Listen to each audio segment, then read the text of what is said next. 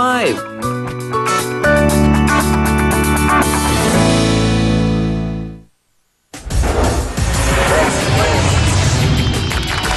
gustong malaman ng ating mga kasausawan dito sa Alaminos, Pangasinan, Kuya Ronald, kailan ba naging kayo ni Emily? Kailan kayo nagkarelasyon? 3 taon na po. Ha? Simula. Nakainom ka ba? Yo. 3 taon na kayo. O, bakit kayo naghiwalay? Ano nangyari? Nasaktan ko lang po siya. Sinasaktan mo lang, pare, hindi tama yun. Gusto mo ba ikaw ang saktan ko? Natakot ako bigla. Bakit ka nananakit ng babae? Bad yun, Kuya Ronald. Bakit ka nananakit? Ano naman po, galing ako ng trabaho. Pagod na pagod na ako, bubungangaan pa ako. Bakit ka kaya binubungangaan? Siyempre, ang liit lang naman ang sinesweldo ko. Oo. Tapos napapagbintangan pa ako ng bababae. Napuno na kayo. Kaya kulang ang sweldo. So, ang tanong, nakipaghiwalay naman po ng maayos ata si Ate Emily. Bakit ginugulo niyo pa ho? Dati ko naman po siyang asawa eh. Ay, hindi po yung katwiran. Hiwalay na, may rasyon pa.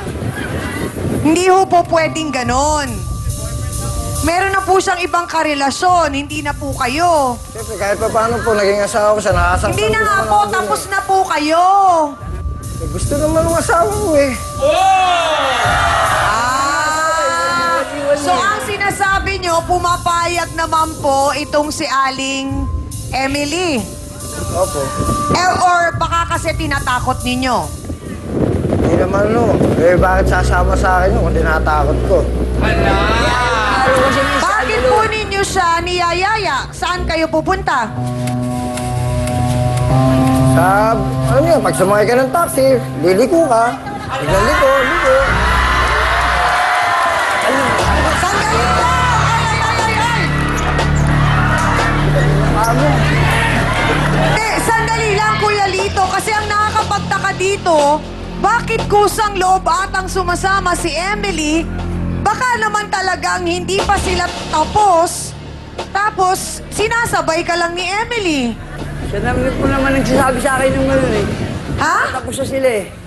O nga po, kaya lang maraming beses pa palang nangyari na hindi po ninyo alam. Tuting, 5 buwan pa lang kayo. Oo, so nasaan kayo? Nagtatrabaho kayo? Opo. Ano pong trabaho nyo? Action. Nadidestino kayo? Kaya madalas wala kayo? Pero hindi, ang gusto kong malaman, Kuya Ronald, may kinakasama ka na ba ngayon? Pero na ho. Oh!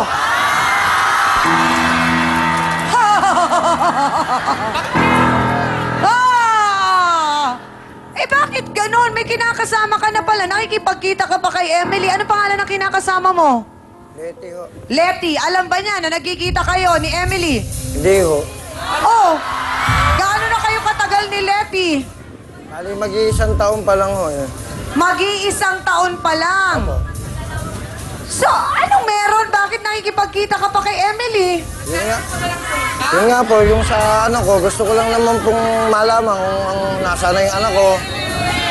Opo, pero wala pong libreng extra rice.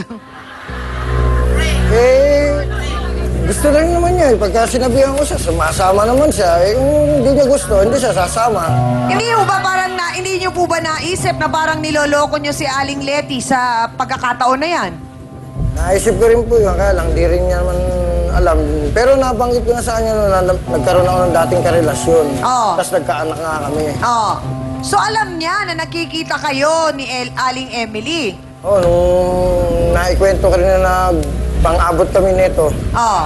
Pero alam kaya ni Aling Letty na maraming beses na kayong nagkita ni Aling Emily. Ito po ang kasalukuyang kinakasama ni Kuya Ronald, ang sinasabing Letty. Andito po si Aling Leticia Letty Alemande. Pasok!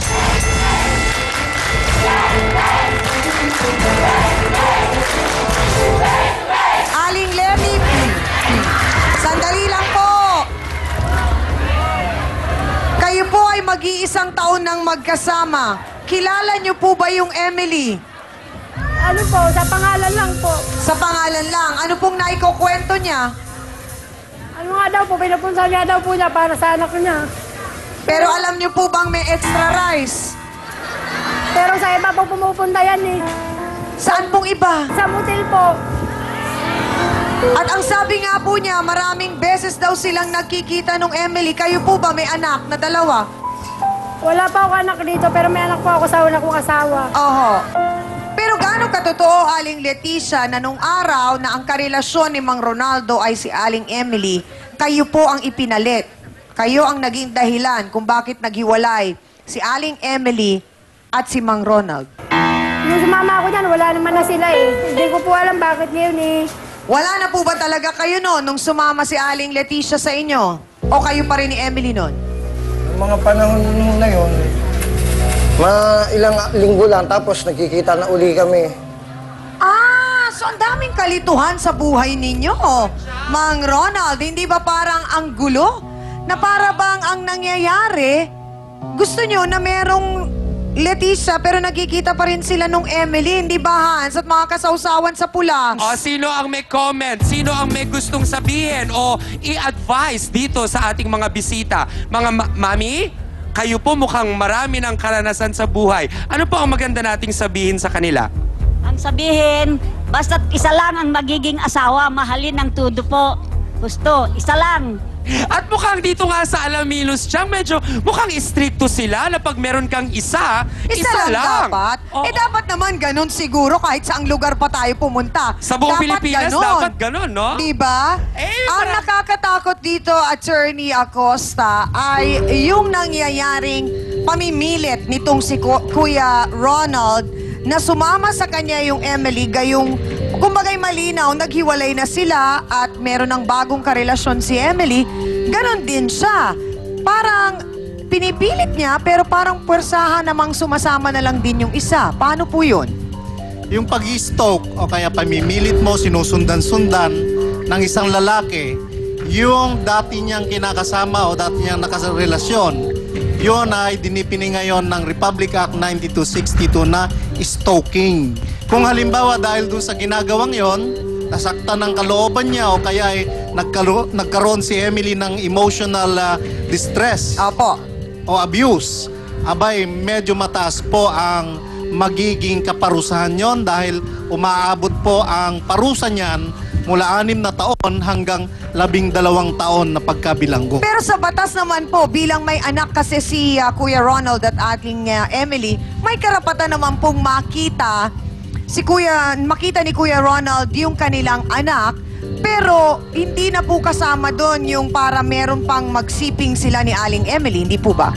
Unang-una, nais kong malaman ni Ronald na meron siyang karapatan upang bisitahin yung kanyang anak kay Emily.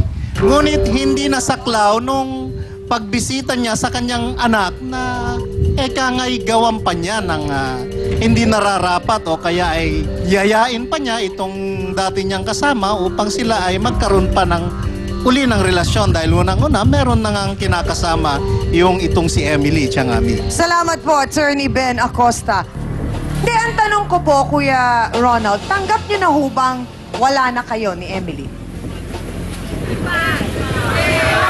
Parang hindi pa ho eh. Hindi pa. Hindi ho, kaya baka parang ang dating na-o-obsess na si Mang Ronaldo, mga kasawsawan. Boto na nga lang muna kayo. O kayo ba ay na-obsess sa ating issue ngayon? Nakakaloka, ha? May isang lalaki sa puti, galit, kasi yung kanyang girlfriend ngayon, abay ginugulo ng kanyang ex. Ito namang si ex, sinasabing, sumasama naman siya, eh. O, aba, sino ang inyong pinaniniwalaan sa puntong ito? Magbotohans nga tayo. Wala ba kayo o puti? Go!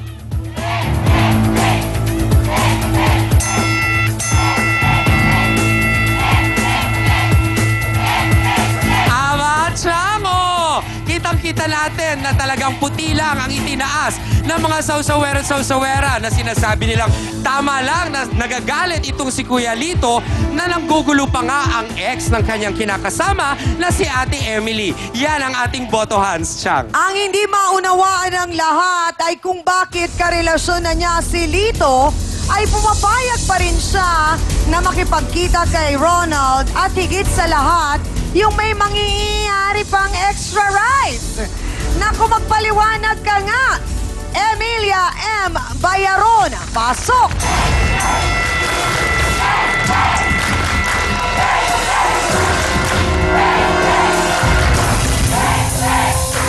Sandali lang! Sandali lang! Sandali lang! Sandali! Aling Emilia, paano pong pumapayag ka kita pa kay Ronald? Kaya ako pumapayag po sa kanya dahil tinatanggal akong patayin yan. Sumama sa motel. Hindi ka kasi sa...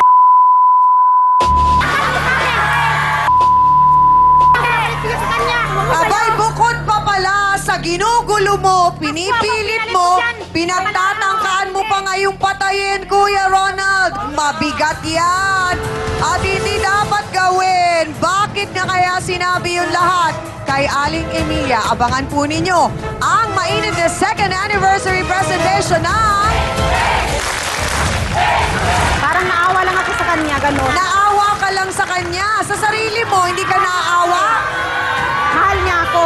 Feel na feel ko ang pagsuyo, mahal kita. By Manilyn Reynes. Parang kasi sanlangaw, sunod na sunod. Kung uso ang pick-up Parang lines, yung mga ang ipis, face-to-face, gusto ko sinilasi. may quotable quotes. Ikaw lang nagsabi Oo yan. nga naman. What you see is what you are. Eh, yun na nga ang mahirap dun eh. Okay. Katangahan ko, ginawa kong libangan. Ano ba naabutan mo? Romansang kriminal, ma'am. Ano yung romansang kriminal? Dapat kasi yung pagsisisi mo nalagay mo sa unahan. Dapat daw kasi, sabi ninyo, ang pagsisisi nilalagay sa unahan. Kumbaga, www.palusot.com. Palusot.com! Ang gara ng diksyonaryo mo, ate. And most of all, check before you open. Hindi ko alam ang sinasabi ko. At hindi ko rin alam kung bakit ko nasasabi mga nasasabi ko.